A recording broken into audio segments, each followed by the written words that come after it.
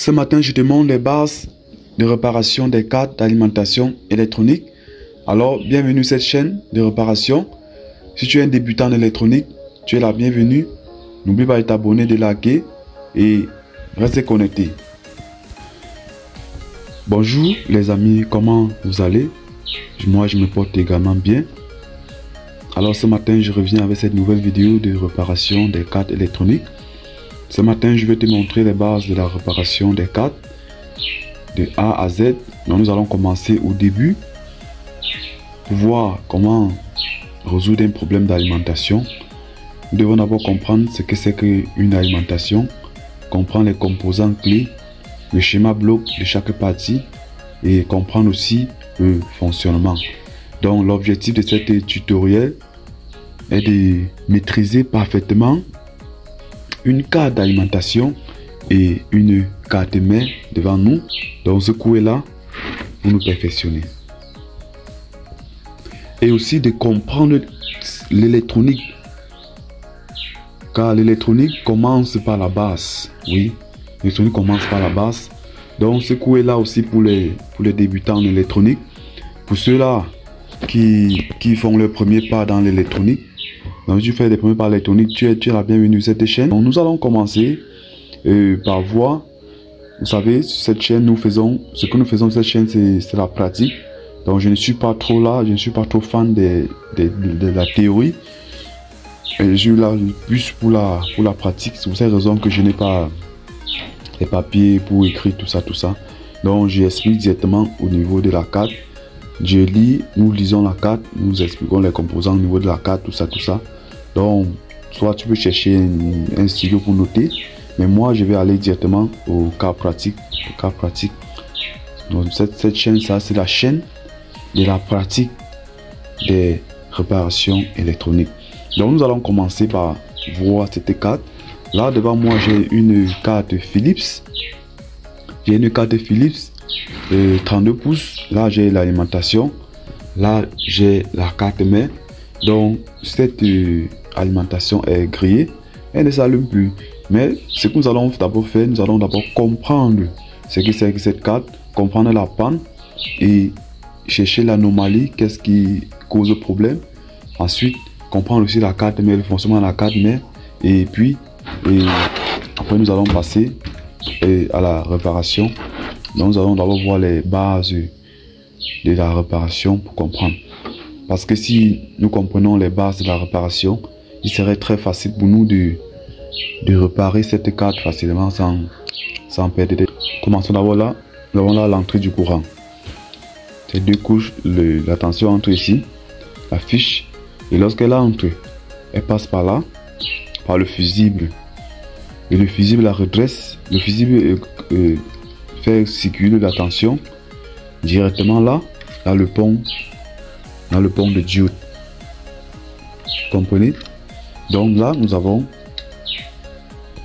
Bon, je préfère d'abord que nous voyons d'abord des différents composants de la carte avant de passer à leur rôle. Là, nous avons un fusible. Là, nous avons une céramique de protection. C'est la céramique de protection. Bon, d'autres appellent la résistance très élevée, mais moi j'appelle ça une céramique ou une capa. Là aussi, c'est toujours une autre capa aussi ou une céramique. Là, nous avons la bobine. Là, voilà une autre céramique aussi. Tout ça, ce sont les céramiques. Elle a plusieurs couleurs. Donc, elle a plusieurs couleurs sont là. Voilà, c'est toujours une bobine. À ce niveau, nous avons le pont de diode. Nous avons là le pont de diode qui est là. C'est le pont de diode. Là, nous avons le gros condensateur. Il y a un seul gros condensateur à l'alimentation primaire. Nous allons voir les deux parties de cette alimentation. Là, nous avons là une résistance. Là, nous avons là un petit condensateur. Voilà un petit condensateur. Là, nous avons là une diode. La diode a la polarité, le plus et le moins. Là, nous avons une diode rouge. Il y a deux qualités de diode. Il y a la diode noire. Voici la diode noire. Et voici la diode rouge. Là, nous avons un circuit. Un circuit d'oscillateur. À ce niveau, nous avons là, une bobine transformateur.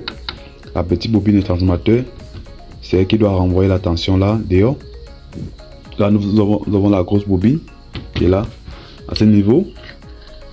Nous voyons là que nous avons là le transistor MOSFET qui est là, à son MOSFET. Voilà une autre céramique qui est là. Donc voilà, j'ai expliqué ces différents composants.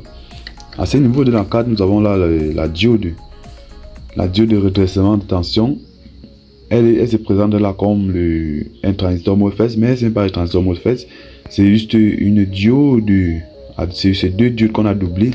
Elle a une forme de transistor, mais ce n'est pas le transistor. Donc, l'important de connaître exactement ce que c'est. À ce niveau, nous avons les transistors d'amplification de la tension qui est là. Là, nous avons la bobine de la pompe, c'est elle qui amplifie la tension qui est là. Voilà, à ce niveau, nous avons là les petits autocoupleurs qui est là. Donc voilà, les différentes bobines. Donc nous avons tous ces éléments là. Donc nous avons fini d'expliquer les différents composants au niveau de la carte. Je crois avoir tout expliqué. Maintenant, nous allons partir étape 2. Étape 2, le rôle. Nous allons comprendre le rôle de chaque composant au niveau de la carte. Parce que tous les composants que nous avons expliqués là, à ce niveau, chaque composant a un rôle très précis à jouer. Comprenez? Si un composant perd son rôle, l'appareil va arrêter de fonctionner et ça va causer d'énormes problèmes. Un seul petit composant, si elle est grillée, l'appareil va arrêter de fonctionner. Vous comprenez un peu? Regardez ces petits composants, ce petit transistor. Si elle se grille, elle va arrêter l'appareil de fonctionner. Et c'était le cas sur cet appareil. Donc vous comprenez? Donc nous allons tourner cette carte pour voir le rôle de chaque composant. À quoi sert chaque composant au niveau de la carte. Et voici l'entrée de la tension. Lorsque nous injectons la tension là, le AC, elle reçoit là le fusible. Voici le fusible. Lorsque nous injectons le AC, le fusible prend et la porte. Elle conduit avec les différentes bobines qui est là. Vous voyez là, elle arrive à ce niveau. Elle conduit là et elle vient entrer. Donc il y a deux bobines de séparation. Les deux bobines entrent là et elles viennent entrer directement ici, à ce niveau. Le pont de diode, lorsqu'elle reçoit la tension, elle la redresse. Elle la redresse sur ces deux pattes. Elle sort le plus et elle sort le moins. Et ces deux pattes viennent entrer dans le condensateur. Voilà. Voilà la borne moins qui vient entrer dans le plus, dans le moins du condensateur. Voilà la borne plus qui circule là et qui vient entrer dans la borne plus du condensateur. Nous allons tester avec le multimètre. Vous allez voir que ça arrive exactement comme ça. Vous comprenez? Et ensuite, le gros condensateur fait le travail. Et lorsqu'elle a fini de filtrer la tension, elle envoie directement là. Dans le gros condensateur, son rôle c'est de filtrer la tension. Lorsqu'elle reçoit le 200-300 volts, elle la filtre directement et puis elle envoie. Elle commence à distribuer la tension au niveau de la carte. Lorsqu'elle prend, elle envoie directement là sur le chopper et le chopper la distribue au transistor MOSFET qui est là. Le transistor MOSFET qui est là. Et le transistor MOSFET envoie un signal dans le circuit. Et le circuit envoie aussi un autre signal sur le chopper. Puis, elle va sortir une tension. Donc voilà un peu comment ça se comporte. Différents circuits. Donc, il y a un jeu qui se passe à ce niveau. Il y a un jeu qui se passe autour de ce circuit. De sorte que le circuit travaille avec le transistor MOSFET. Ainsi de suite. Toutes choses travaillent. Et sur cette alimentation, nous avons aussi les composants de protection qui est là. J'ai eu à expliquer dans mes vidéos précédentes le rôle de cette céramique. ou de cette capa. Lorsque la tension dépasse le seuil de 250 volts, elle va tout simplement se court-circuiter, se mettre en court-circuit et éviter beaucoup de dégâts. C'est pour cette raison qu'elle est là. Donc elle est très importante.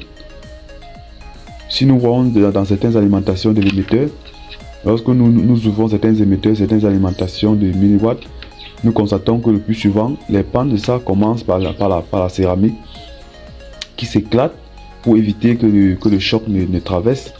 Donc il faut toujours la remettre à l'intérieur, toujours remettre les mêmes numéros pour continuer la protection de votre alimentation. Nous voulons maintenant voir les composants clés de cette alimentation. Les composants clés, rappelez-vous les amis, lorsqu'une alimentation se grille, elle ne touche pas n'importe quel composant, vous comprenez? Parce que sur cette alimentation, il y a certains composants qui travaillent plus que les autres composants. Donc, avec mon expérience dans l'électronique, avec le temps que j'ai déjà passé dans l'électronique, je rencontre la plupart des pannes qui se tournent un peu, qui se ressemblent et qui est presque la même chose. Donc, je vais nous raccourcir la tâche. Donc, ce matin, j'ai sélectionné les composants clés qui est susceptible à se griller lorsqu'il y a un choc électrique ou lorsqu'il y a une panne. Donc, je vais te montrer ces composants clés que si tu ouvres une alimentation, tu pourras directement te présenter là-dessus et tester pour ne pas passer le temps à tester toute la carte. Vous comprenez? Donc, les composants clés qui peuvent être touchés lors d'un choc électrique, nous pouvons citer à ce niveau. Nous avons là le fusible. Nous avons là le fusible. Nous avons là la céramique. Nous avons là le pont de diode peut aussi se griller très rapidement lorsqu'il y a un choc électrique. Le gros condensateur peut s'éclater là. Ça peut bomber là. Soit ça peut se mettre en court-circuit.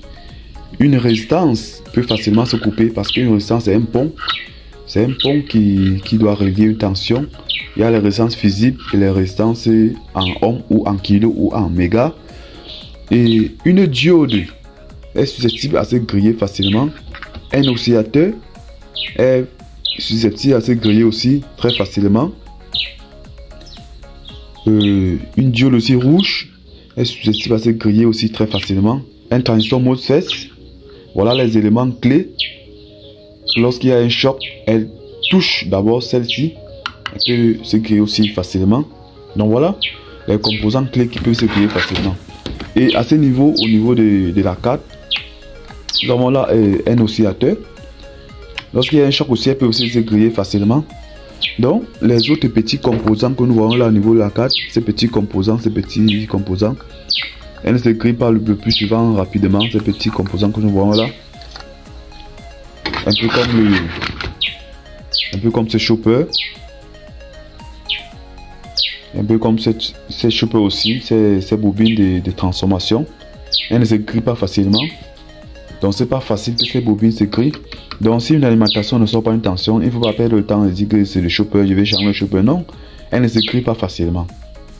Elle est là uniquement pour transformer parce qu'elles sont conçues très solidement avec les bobines, le rôle de transformer les tensions. Donc si une alimentation ne sort pas une tension, il ne faut pas du coup commencer à soupçonner les choppers.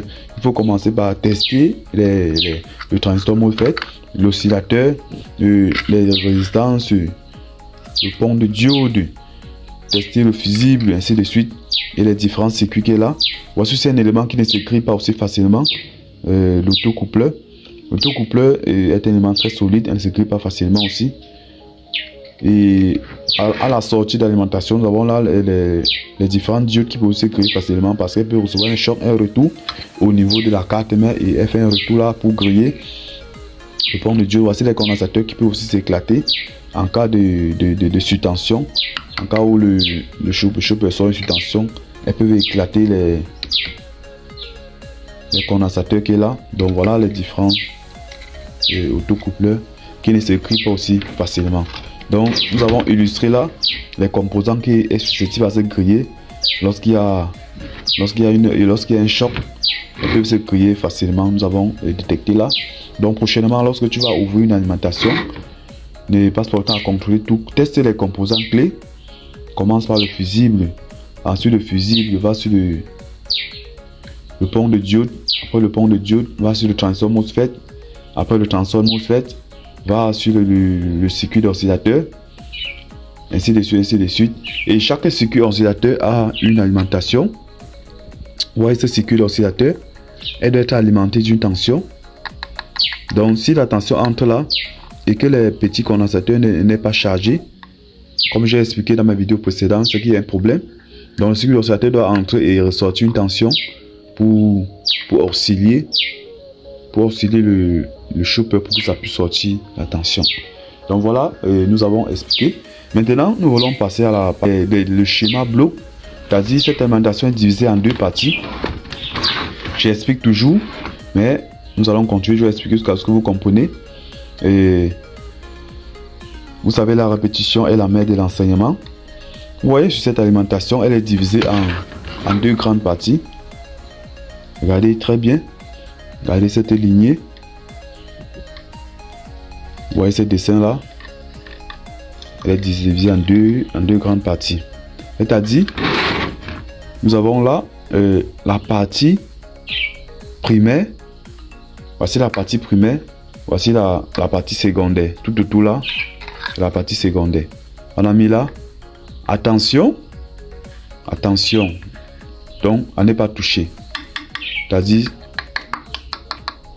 il y a une grande décharge à ce niveau. Il y a des tensions très élevées à ce niveau. Il ne faut pas blaguer avec cela. Nous avons mis les touches de protection. Attention. Donc, cette alimentation, tout cet téléviseur, tout cet écran dépend de cette alimentation, de cette partie. Si cette partie est touchée, rien ne va fonctionner. Aucune tension ne va sortir.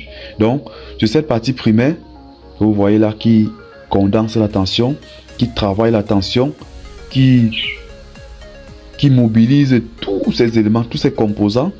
C'est grâce à elle que la tension est sortie et que cette tension va alimenter la carte mère pour pouvoir sortir une tension et libérer l'image.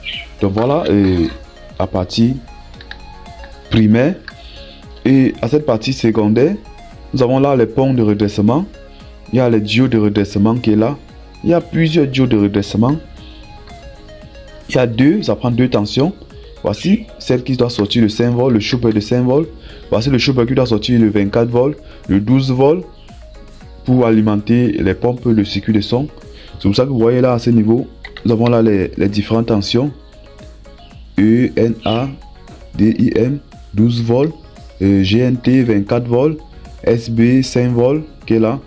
Donc cette alimentation sort les tensions précises 5 volts, 24 volts, 12 volts, ainsi de suite. C'est tout, donc 24, 12, 5 volts. Cette alimentation qui sort ça. Donc voilà. Vous comprenez qu'une fois que cette alimentation ne sort plus cette tension, c'est qu'il y a un problème là. Et cette alimentation Philips a beaucoup de composants, beaucoup de petits composants qui est là pour donner une ampérage parce qu'elle a besoin du fort ampérage pour lancer une tension. Alors elle est là, il y a beaucoup de composants au niveau de la carte à la sortie. Mais les éléments clés à tester lorsqu'il y a un choc, c'est de tester les ponts de redressement, s'il n'y a pas un court-circuit, ainsi de suite. Car s'il y a un court-circuit, elle peut aussi faire un retour là, au niveau de l'alimentation primaire pour la griller. Donc il faudra tester et contrôler les différents composants qui sont là.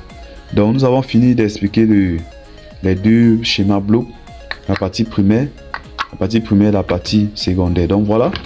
Et les différentes parties de notre alimentation.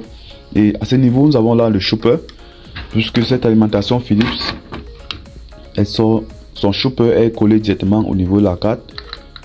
Donc ces fils sont là pour alimenter les lampes qui doivent faire briller la dalle.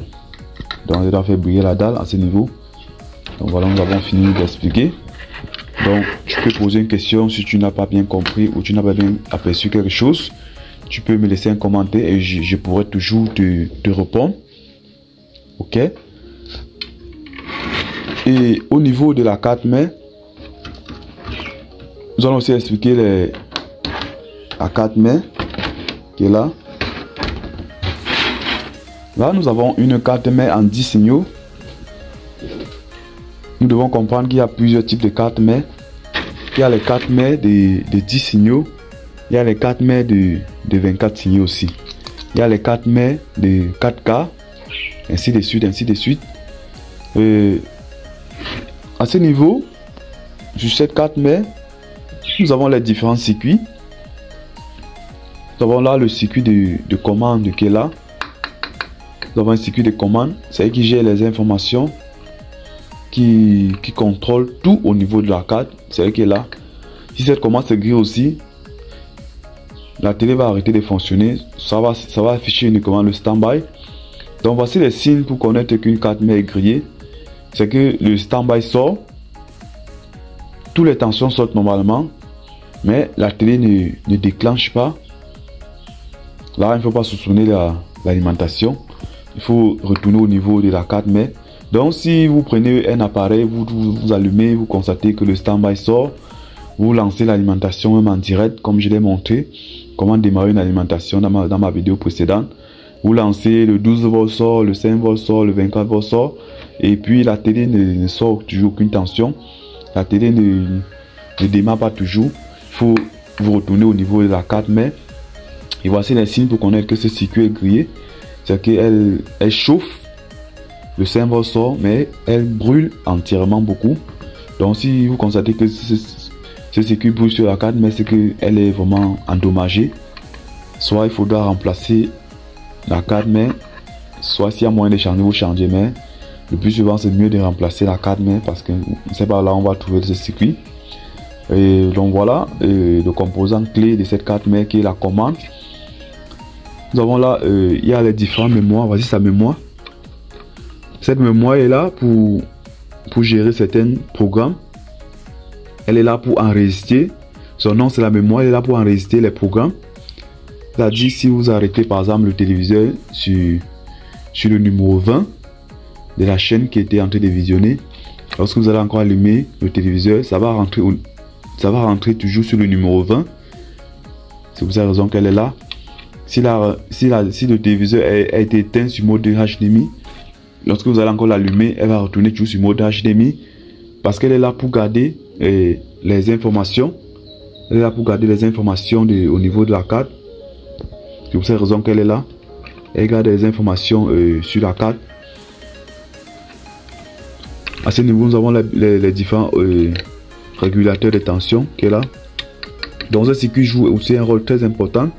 Elle reçoit la tension et puis elle est distribuée au niveau des commandes, des circuits. C'est une autre. Elle distribue au niveau des commandes. Cette commande elle doit recevoir une tension de 1,2 volts ou plus tard 2,5 volts. Et les mémoires aussi prend une tension de 3 volts qui est là. Tension de 3 volts. Voici les différents régulateurs aussi. Il y a plusieurs régulateurs au niveau de la carte. Donc ils sont là. Nous avons là le tuner. Nous avons là le tuner qui est là. Où ça sert à capter les chaînes au niveau du câble. Les différentes fiches de connexion vidéo. La sortie HDMI qui est là. Ainsi de suite. Voici le circuit qui doit gérer les différents composants qui doivent recevoir la vidéo.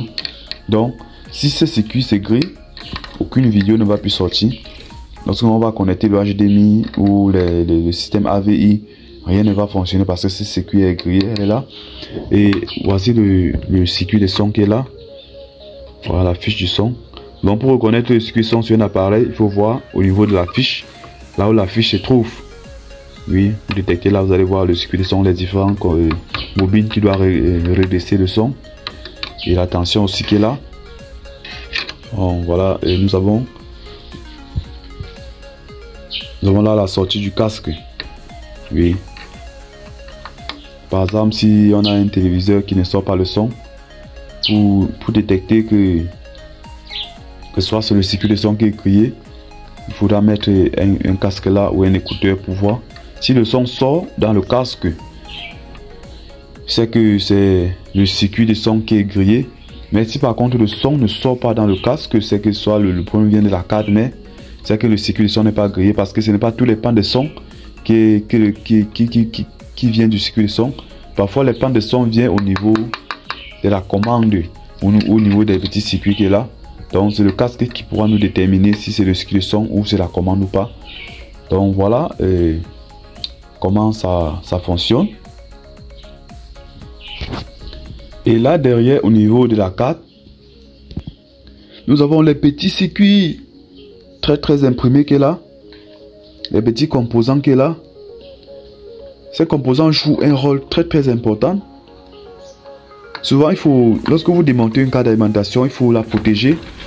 Bon, ce que moi je fais le plus souvent, c'est de chercher un carton pour couvrir à ce niveau, pour que ces composants ne se dessoudent pas. Parce que s'il arrivait qu'un seul de ces composants soit dessoudé, ça va causer des dégâts graves. Vous allez chercher la panne, fatigué sans trouver la panne. Donc il faudra bien protéger le derrière de la carte, ne pas la frotter avec d'autres cartes. Lui doit être isolé à part, puisque souvent lorsque je parte dépanner, j'enlève les cartes et puis je m'en vais réparer et puis je m'en vais remonter. Donc elle doit être soigneusement protégée pour que ces composants là qui est au niveau de la carte ne puissent pas se griller. Donc ils sont là. Il y a les petites résistances très imprimées là. J'ai essayé de zoomer la caméra pour que vous puissiez voir. Il y a ces petits résistants qui sont là. Bon, elles ne se grippent aussi facilement. Donc ils sont là pour gérer les informations. Elles se grippent aussi facilement. Donc voilà, nous avons fini d'expliquer. Maintenant, lorsque nous avons fini de comprendre chaque partie bloc de notre téléviseur, de notre carte d'alimentation, vont passer à la réparation. Merci d'avoir regardé cette vidéo sur l'explication de la base de réparation. Nous avons expliqué les différents composants. Je crois que si tu mets en pratique, tu pourras t'en sortir. Donc cette vidéo était destinée aux débutants en électronique, à ceux qui veulent apprendre l'électronique. Donc tu es la bienvenue sur cette chaîne. N'oublie pas de t'abonner et de liker la vidéo, de me laisser les commentaires. Si tu veux apprendre plus ou comprendre plus, pose-moi des questions et laisse-moi les commentaires, nous allons répondre. Et merci à tous ceux qui me soutiennent. Merci à vous, à très bientôt pour une nouvelle vidéo de réparation. À bientôt.